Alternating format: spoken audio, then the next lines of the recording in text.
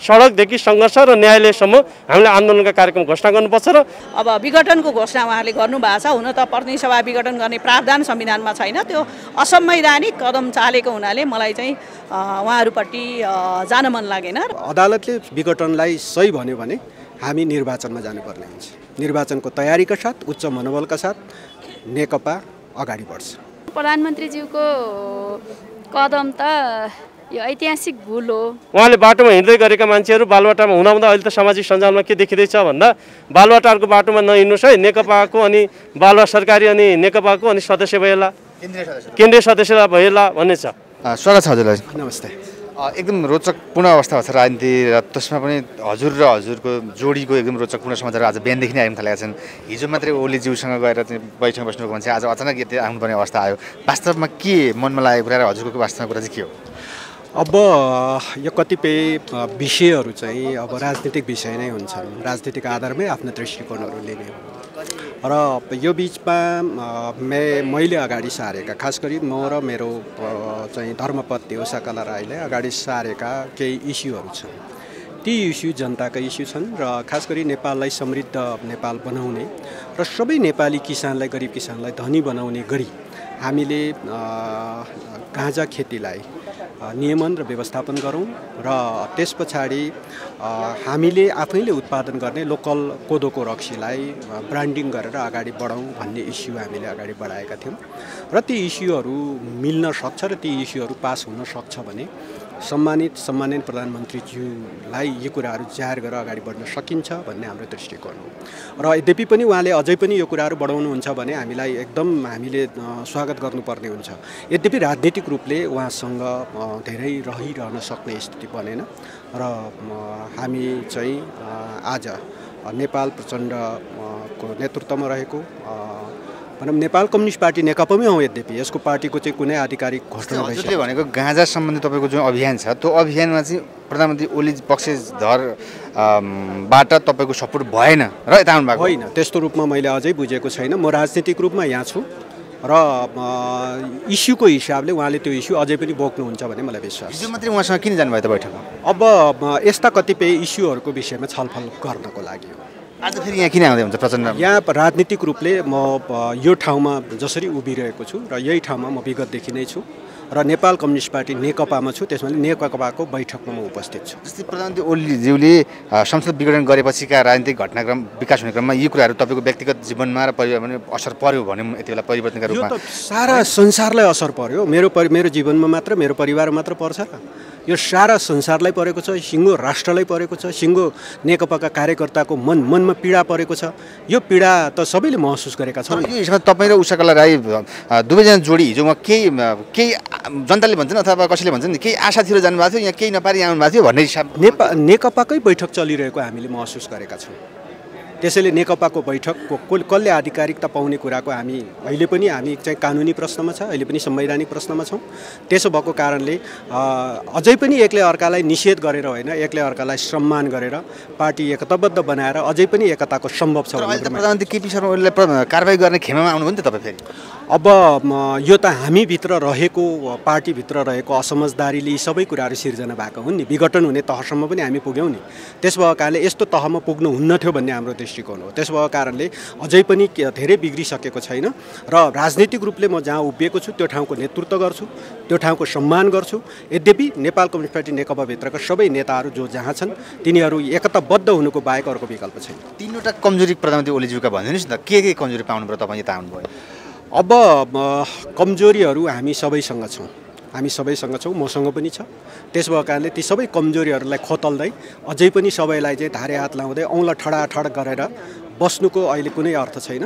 अहिले हामीले वास्तवमा नेपालको कम्युनिस्ट आन्दोलनलाई सुदृढ गर्न, त्यसलाई एकताबद्ध बनाउन र त्यो आन्दोलनलाई अझै जीवित राख्नको लागि अगाडि बढ्नुपर्ने बेला भएको हुनाले कसैलाई अब कमरेड ओली पक्षले अब अर्को पक्षलाई कमजोरी यो भयो, अर्को पक्षले ओलीलाई यो कमजोरी भयो भनेर यस्तै ढङ्गले हिजो बढ्दा हामी आज दुईतिर बैठक गर्ने ठाउँमा पुगेका हौँ।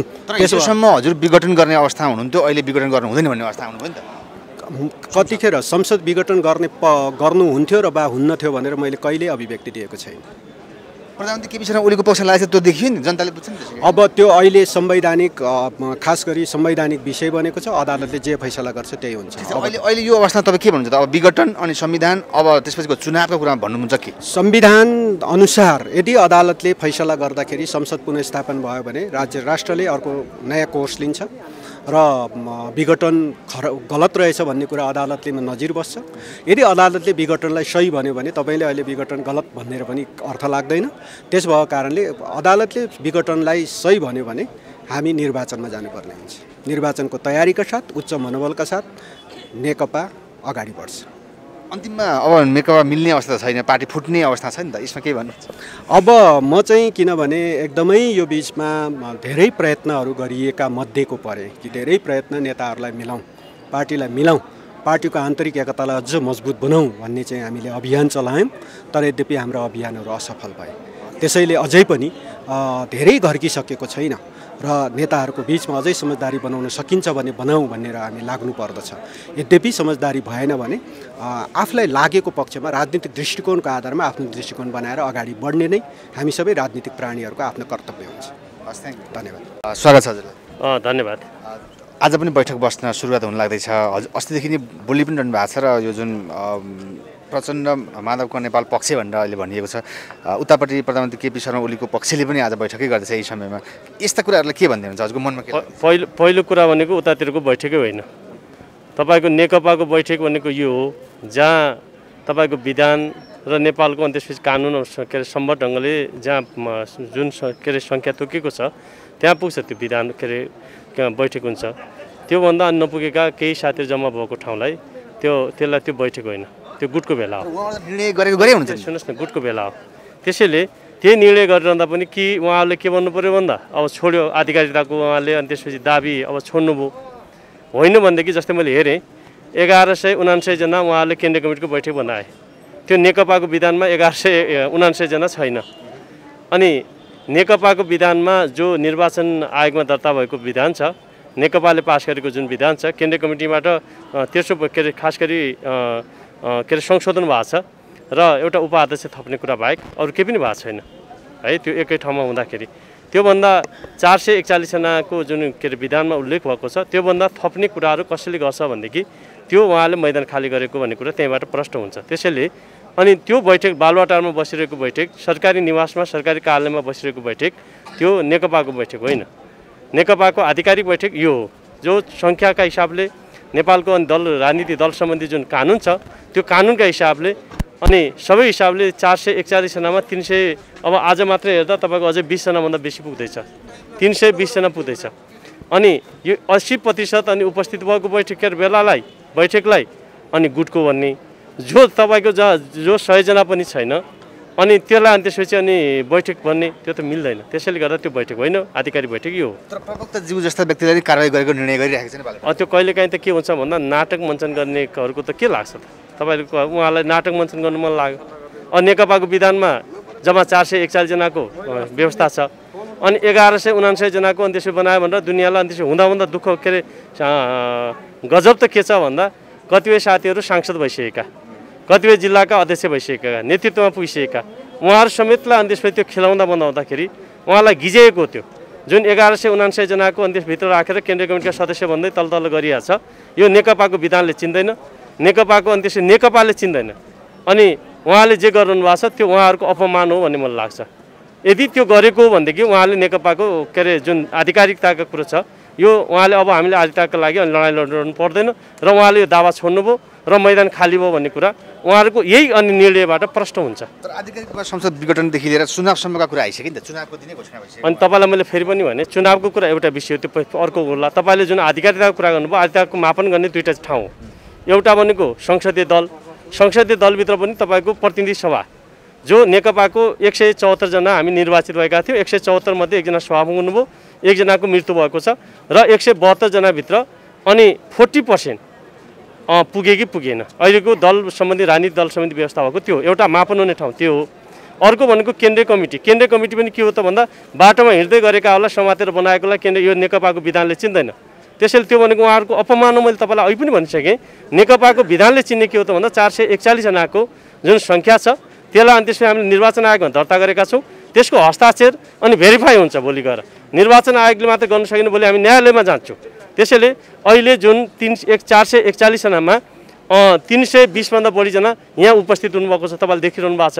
त्यसैले यो अनि यदि सङ्ख्या पुगेको भए उहाँले बाटोमा हिँड्दै गरेका मान्छेहरू बालुवाटारमा हुँदा अहिले त सामाजिक सञ्जालमा के देखिँदैछ भन्दा बालुवाटारको बाटोमा नहिँड्नुहोस् है, नेकपाको अनि बालुवा सरकारी अनि नेकपाको अनि सदस्य भएला, केन्द्रीय सदस्य भएला भन्ने छ कतिपय साथीहरू। अनि त्यो अहिले तपाईँहरूले मैले लेख्या होइन, त्यो सामाजिक सञ्जालमा नेपाली जनताहरूले अनि लेखेको कुरा हो, गिज्याएको कुरा हो। त्यसैले गर्दा यसको आधिकारिकता मापन गर्ने ठाउँ भनेको दुईवटा हो, एउटा प्रतिनिधि सभाको सङ्ख्या, दुई अनि त्यसपछि केन्द्रीय कमिटीको 441 जनाभित्रको, अनि त्यो यो मापन भनेको। त्योभन्दा अन्यत्र अनि जे हुन्छ त्यो नेकपाले चिन्दैन, नेकपाको विधानले चिन्दैन र नेकपाले समग्र नेकपा पार्टीले चिन्दैन। अबको यहाँको निर्णय चाहिँ अब के हुन्छ? अबको तपाईँहरूको एजेन्डाहरू के हुन्छ? होइन, अब त हामीले भने नि त तपाईँको बिचमा हामी अब गम्भीर ढङ्गले छलफल गर्दैछौँ। मुलुक नेपाली जनताको सपना र नेपाली जनताको चाहनामाथि लोकतन्त्रको अनि उपहास गर्नुभयो, नेपाली जनताको सपनाको हत्या गर्नुभयो कमरेड केपी शर्मा ओलीले आज। अनि नेपाल कम्युनिस्ट पार्टीको अनि त्यसपछि उहाँले अनि विखण्डन गर्नुभयो, विखण्डनको दिशातिर जानुभयो। त्यति मात्र होइन, उहाँको कदमले प्रतिगमनको अनि त्यसपछि सेवा जानुभयो, प्रतिगमनतिर जानुभयो र आज कमरेड केपी शर्मा ओली मार्फत अनि प्रतिगमनको अनि उहाँले नेतृत्व गर्नुभयो। त्यसैले गर्दा जनताबाट निर्वाचित त्यति मात्र होइन, नेपाली जनताले लामो समयदेखि कुर्बान गरेर ल्याएको, नेपाली जनताले लडाइँ लडेर ल्याएको जुन व्यवस्थामाथि नै आज कमरेड केपी शर्मा ओलीको नेतृत्वमा कम्युनिस्टको नाममा आज अनि प्रतिगमन भएको छ।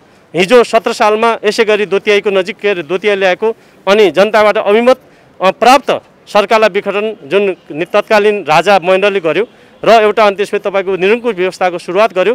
त्यसै गरी आज मुलुक प्रतिगमनको दिशातिर जानका लागि अनि उहाँ त्यसको अनि त्यसै मतियार बन्नुभएको छ र अनि यो प्रतिगमनलाई सच्याउनका लागि हामी देशव्यापी रूपमा नेपाल कम्युनिस्ट पार्टीका कार्यकर्ताहरू, नेताहरू मात्र होइन, सम्पूर्ण जो लोकतन्त्रमाथि विश्वास गर्छन्, जो अनि गणतन्त्रमाथि विश्वास गर्छन्, जो संहितामाथि धर्मनिरपेक्षतामाथि विश्वास गर्छन्, जो साँच्चै भन्दा यो परिवर्तनसँग आबद्ध हुँदै परिवर्तनमाथि विश्वास गर्छन् र परिवर्तनमा कुर्बान गरेका र अनि त्यसपछि लडाइँ लडेर आएका सम्पूर्ण नेपाली जनताहरू, यो व्यवस्थाका शुभचिन्तक समर्थकहरू अब सबै हामी यसको रक्षाका लागि, यसको संरक्षणको लागि अनि यो प्रतिगमनका विरुद्ध अनि हामी सडकदेखि सङ्घर्ष र न्यायालयसम्म हामीले आन्दोलनका कार्यक्रम घोषणा गर्नुपर्छ र हाम्रो आन्तरिक पार्टी जीवनलाई व्यवस्थित गर्नका लागि यो केन्द्रीय कमिटीको बैठकबाट हामी कार्यक्रम, ठोस योजना र कार्यतालिकासहित अब हामी त जनताबिच जान्छौँ। स्वागत छ हजुर।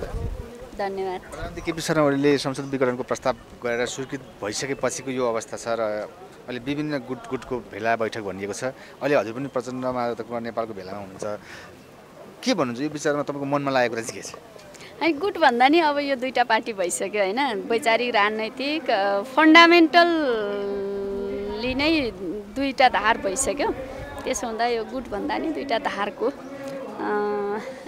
ऐतिहासिक रूपमा यो ऐतिहासिक दिन नै हो चाहिँ यो दार्शनिक हिसाबले पनि, समाजशास्त्रीय हिसाबले पनि, इतिहासको हिसाबले पनि यो चाहिँ एकदमै कालो र सेतोको बिचको एउटा चाहिँ इतिहास रच्ने बेला हो। त्यसर्थ यो एउटा धारको मिटिङमा हामी सक्रिय छौँ। अब जहाँसम्म प्रधानमन्त्रीज्यूको कदम त यो ऐतिहासिक भुल हो। यस्तो ऐतिहासिक भुल उहाँले किन गर्नुभयो त्यो इतिहासले नै उहाँलाई सोध्ला। बाँकी कुरा त इतिहासलाई नै, उहाँको समीक्षा गर्ने काम चाहिँ हामी इतिहासलाई छोडिदिन्छौँ। तर हामीले मार्क्सवादी दर्शनमा जे पढ्यौँ, जेलाई हामीले कम्युनिस्ट हो भन्यौँ, कम्युनिस्टले गर्ने कर्म हो भन्यौँ, त्यो कर्म गर्न चाहिँ हामी चाहिँ तल्लिन्छौँ। तर केपी कमरेडले चाहिँ ठिक्क त्यसको विपरीत गर्नुभयो। केपी लगायत उहाँ त्यहाँको टिमले चाहिँ ठिक्क विपरीत गर्यो भन्ने मेरो व्यक्तिगत ठम्याइ छ। काम गर्न पाइँदैन, मैले यो गर्ने बाध्यता भयो भन्नुभएको छ। काम भनेको चाहिँ उहाँलाई जे मन लाग्यो, मन परी गर्ने, कानुन मिच्ने, संविधान मिच्ने चाहिँ काम गर्न नपाएको हो उहाँले। तर जहाँसम्म जनताको सेवा गर्ने, आर्थिक, सामाजिक, सांस्कृतिक रूपान्तरणका कामहरू गर्नको निमित्त चाहिँ कसैले पनि रोकेको थिएन। त्यसलाई चाहिँ हामी केन्द्रीय सदस्यहरूले गत वर्षको केन्द्रीय समितिको बैठकमा पनि भनेका थियौँ। हामी एक गाउँ एक एकीकृत कार्यक्रम परियोजना लिएर पनि हामी एक गाउँ एक कार्यकर्ताको रूपमा जान तयार छौँ। हामी यति ठुलो चाहिँ 441 जना केन्द्रीय सदस्य, यो केन्द्रीय नेता हुनेवाला पनि होइन। त्यसर्थ हामी यो खालको कार्यक्रम बनाऊँ, जनताको सेवा गरौँ। चाहिँ हिजोको जस्तो चाहिँ विद्रोहको बेलामा जस्तो आह्वान गरिदिएको भरमा अथवा यो भएन त्यो भएन यो गर्छौँ त्यो गर्छौँ भनेर गफ गर्ने बेला होइन, यो भनेको काम गर्ने फेज हो। त्यसर्थ हामीले 70 वर्ष चाहिँ अधिकारको बारेमा जनतालाई सिकायौँ। अब जनतालाई पनि कर्तव्यको कुरो सिकाउनुपर्छ र हामीले पनि आफ्नो कर्तव्य पुरा गर्नुपर्छ। हामीले जे दर्शनमा भन्यौँ त्यसलाई व्यवहारिक रूपमा पुष्टि गर्नको निमित्त ठुलो चुनौती छ। त्यसर्थ त्यो खालको कार्यक्रम बनाऊँ, त्यो खालको कार्यशैली अपनाऊँ, त्यो खालको चाहिँ कार्यकर्ता परिचालनको विधि बनाऊँ भनेर हामी सबै केन्द्रीय सदस्य तयार नै थियौँ। यदि त्यो कार्यक्रम बनाएर गएको हुन्थ्यो भनेदेखि त आज यो हालत आउँदैन थियो। उहाँले त के गर्न खोज्नुभयो, संविधानलाई त्यो पनि उल्लङ्घन गर्ने, ऊ पनि उल्लङ्घन गर्ने, कानुन गैर कानुनी कुरा गर्ने, संविधानमा नभएका व्यवस्थाहरू चाहिँ गर्ने, पार्टी विधान नमान्ने, पार्टीको संस्थागत निर्णय नमान्ने हुँदाखेरि त यो हालतमा पुगेको हो नि। त्यति हुँदाखेरि पनि फुटमा नजाओस् भनेर त निकै ठुलो संस्थापन पक्षले त धेरै सहेको, यो त जनताले सबैले बुझेको कुरा हो। अनि लु मानव एकछिनको लागि उहाँले काम गर्न पाउनु भएन अरे, काम गर्न नपाए बापत अनि गर्ने चाहिँ यस्तो हो त अहिले जुन चाहिँ यत्रो 70 वर्ष सङ्घर्ष गरेर प्राप्त गरेको लोकतन्त्र संविधान सबै च्यातेर फालेर चाहिँ निरङ्कुशतिर जानुभयो नि त उहाँ त। अनि यो चाहिँ सही गर्नुभयो त, त्यो त जनताले सोध्ला भोलि। मिल्ने सम्भावना पनि छैन, यही अवस्थामा त मिल्ने सम्भावना छैन, तर मिल्नु पर्छ हामी भन्छौँ अहिले पनि। तर उहाँहरूको अडानको आधारमा तपाईहरु अगाडि बढ्न सकिँदैन। स्वागत छ हजुरलाई। हजुर धन्यवाद। एकाएक हजुर पनि परिवर्तित भएर यो अवस्थामा बैठकमा आइदिनु हुनुहुन्छ नि, के छ, पीडा व्यक्त गर्नुहुन्छ, खुसी व्यक्त गर्नुहुन्छ? सबभन्दा पहिले त म अब कम्युनिस्ट आन्दोलनको एउटा सिपाहीको नाताले मलाई पीडाबोध भइरहेको छ। साँच्चै भनौँ भने रातभरि निद्रा नलाग्ने स्थिति भएको छ। जुन काम चाहिँ हाम्रो नेताबाट भएको छ, प्रधानमन्त्रीज्यू सामान्य प्रधानमन्त्रीज्यूबाट संसद विघटनको जुन प्रस्ताव गयो राष्ट्रपतिज्यूकोमा, त्यसले मलाई एकदमै दुखी तुल्यायो। र मलाई के आशा थियो भने सामान्य राष्ट्रपतिज्यूले यो प्रस्तावलाई चाहिँ स्वीकार गर्नुहुन्न र प्रतिनिधि सभा विघटन गर्ने प्रस्तावमा चाहिँ सही गर्नुहुन्न भन्ने मलाई लागिरहेको थियो। तर एकछिनमै त्यो घटना घट्यो र त्यो कदमप्रति मेरो विमति छ र मलाई चाहिँ एकदमै पीडा महसुस भइरहेको छ। त्यहाँ जब तपाईँ त प्रधानमन्त्री ओली पक्षबाटै निर्वाचित भएर संसद हुनुभएको मान्छे, अहिले एकाएक प्रचण्ड माधवको नेपालको पक्षमा आउँदाखेरिका रोचक कुराहरूमा चाहिँ किन यति धेरै ठोस निर्णय गर्नुभयो?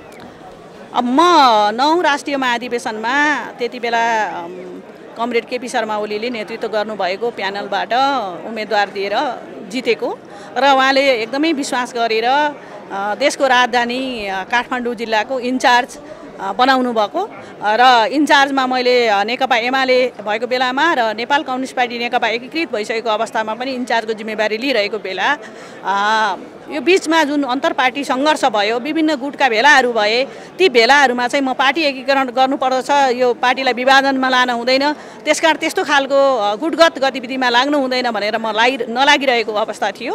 र 81 जुन प्रतिनिधि सभा विघटनको प्रस्ताव लानुभयो प्रधानमन्त्रीज्यूले, त्यसले मलाई एकदमै दुखी तुल्यायो र राष्ट्रपतिज्यूबाट चाहिँ यो सदर हुँदैन भन्ने मलाई लागेको थियो। फेरि सदर पनि भयो र अब विघटनको घोषणा उहाँले गर्नुभएको छ। हुन त प्रतिनिधि सभा विघटन गर्ने प्रावधान संविधानमा छैन, त्यो असंवैधानिक कदम चालेको हुनाले मलाई चाहिँ उहाँहरूपट्टि जान मन लागेन र म यो बैठकमा आइरहेको छु। अब यहाँ साथ दिएरै उहाँहरूको चाहिँ विरोध गर्दै हिँड्नुहुन्छ?